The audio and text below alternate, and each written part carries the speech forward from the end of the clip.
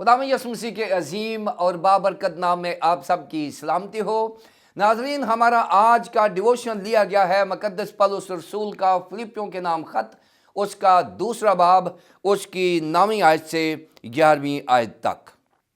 यहाँ यूँ मरकूम है, इसी वास्ते खुदा ने भी उसे बहुत सरबुलंद किया और उसे वो नाम बख्शा जो सब नामों से आला है, ताकि यीशु के नाम पर हर एक घुटना झुके, खा आसमानियों का हो, खा ज़मीनियों का, खा उनका जो ज़मीन के नीचे हैं, और खुदा बाप के जलाल के लिए हर एक ज़ुबान इकरार करे कि यीशु मसीह खुदाबंद है।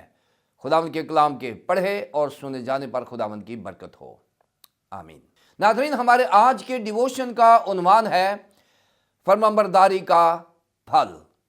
पिछले 2 डिवोशंस में हमने खुदावंद यीशु मसीह की पस्तहाली देखी, किस तरह से वो आसमान को छोड़कर ज़मीन पर आया, अपने इलाही रुतबे को, इलाही ज़ात को छोड़कर वो ज़मीन पर आ गया, इंसान बन गया, इंसानों के मुशाबिह हो गया। और फिर पिछले डिवोशन में हमने देखा कि उसने मौत, बल्कि सलीबी मौत गवारा की। ये उसकी कामल फरमाबरदारी थी। अब 9 से 11 आयत में उस फरमाबरदारी का फल है जो 6ठी आयत से 8वीं आयत तक उसकी पस्तहाली को बयान किया गया है। सो यहाँ पर हम देखते हैं कि खुदावंद यीशु मसीह ने अपने आप को इंसान बना दिया, यानी उसकी हम्बल इनकारनेशन, यानी वो इंसानी जिस्म में आ गया। फिर वो उसकी जो सबमिशन लाइफ थी, वो अपने पूरी ज़िंदगी जो है खुदावंद की मर्ज़ी, खुदा बाप की मर्ज़ी में गुजारी। उसकी जो हम्बल सबमिशन है उसकी ज़िंदगी की, ये भी एक कामिल ताबेदारी का नमूना थी। और फिर सैक्रिफिशियल डेथ, जो रज़ाकाराना तौर पर उसने अपने आप को कुर्बान कर दिया ताकि हम बच जाएं और वो अपनी जान का नजराना दे। नाज़रीन, इसी वास्ते ये जो 6 से 8 आयत में जो सिनेरियो बयान किया गया है, इसी वास्ते क्या कि उसने अपने आप को पस्त कर दिया, इसी वास्ते कि उसने खुदा की मर्जी के मुताबिक मौत गवारा की, मौत तक ताबेदार रहा।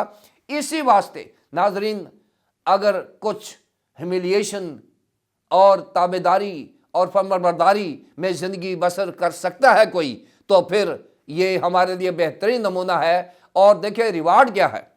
ये 3 आयत में 3 बड़ी चीज़ें बयान की गई हैं। 9वीं आयत में बयान किया गया है फादर्स रिस्पॉन्स टू ह्यूमिलिटी, क्योंकि 6 से 8 आयत तक आजिज़ी और इनकिसारी, उसकी ह्यूमिलिएशन यानी उसकी ह्यूमिलिटी की बात की गई है।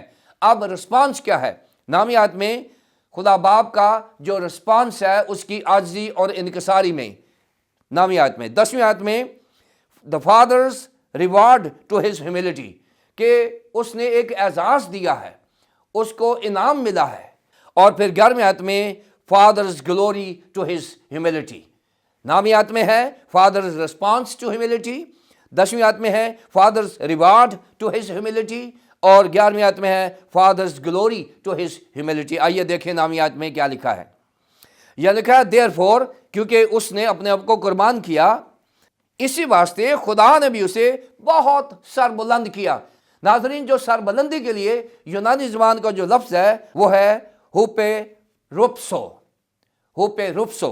और ये 2 अल्फाज से मिलकर बना है। वो है ऊपर से मुराद है ऊपर जाना, और जो रुप्सो है इसका मुराद होता है सबसे ऊपर जाना। यानी ऐसी सरफराजी कि चीज़ें अगर सेटल की गई हैं तो एक ऐसी चीज़ आ जाए जो उन सब से ऊपर चली जाए।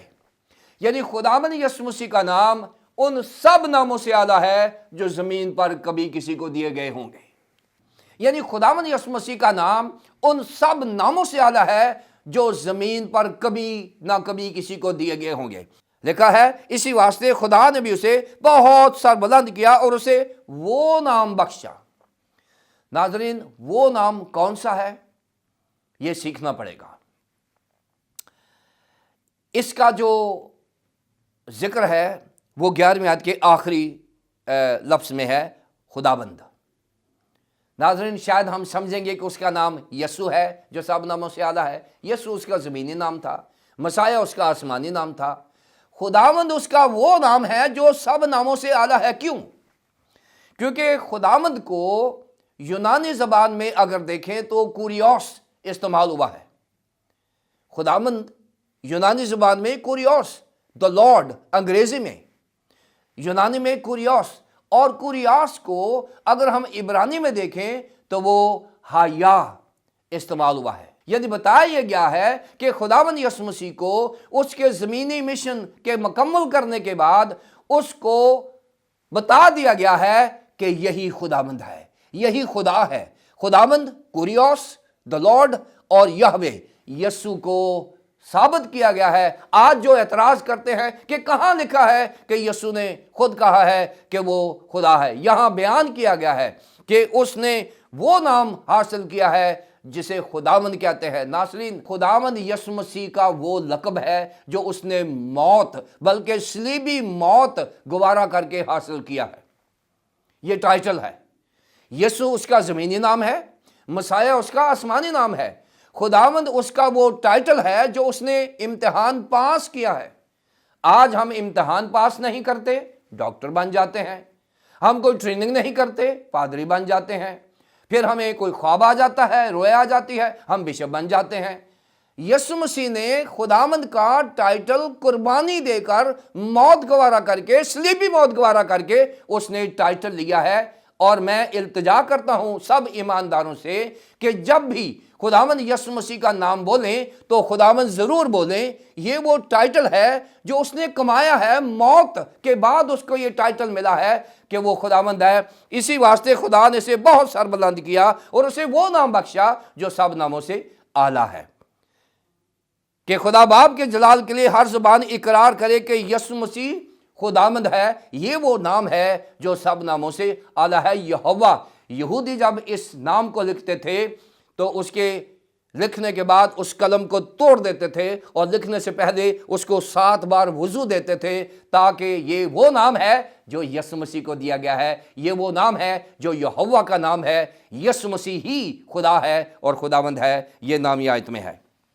10वीं आयत में, father's reward to his humility, father's reward to his humility, यानी खुदा बाप का खुदावंद यीशु मसीह के मिशन की तकमील के बाद जो एजाज़ मिला है, उसे जो रिवार्ड मिला है, उसकी पेशीन गोई कर दी गई थी। यशायाह 45वें बाब की 22वीं और 23वीं आयत में, 10वीं आयत में लिखा है, ताकि यीशु के नाम पर हर एक घुटना झुके, हर एक घुटना झुके, खा आसमानियों का हो, खा ज़मीनियों का, खा उनका जो ज़मीन के नीचे हैं। अब 3 स्फेयर्स जो हैं, 3 एरियाज जो हैं यहां पर बयान किए गए हैं कि वो तमाम घुटने झुकेंगे जो आसमानियों के होंगे, यानी वो तमाम स्पिरिचुअल बीइंग, तमाम फरिश्तगान, वो भी खुदावंद यीशु मसीह के सामने झुकेंगे और उसे खुदावंद मानेंगे।